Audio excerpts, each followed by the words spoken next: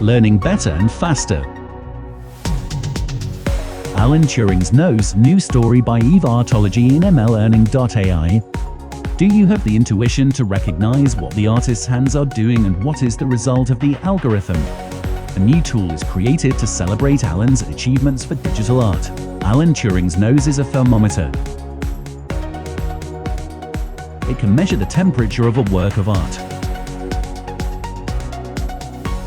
It is a software that combines both machine learning and digital art. The thermometer provides a measure of the algorithmic content of a digital image. Using this measure, we can use the thermometer to determine how much of an image was machine-generated and how much was created by the artist. If you're interested in this subject, please read the story by Artology in mlearning.ai.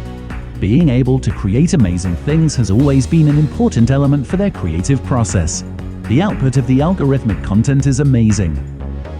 Algorithms have become our best friends, and people are depending on them in every aspect of their lives. Today we see a world filled with machines producing works that were once thought to be done by humans alone. I appreciate you coming to see my article recommendation. I hope you found it insightful and worthwhile. Let me know what you think in the comments.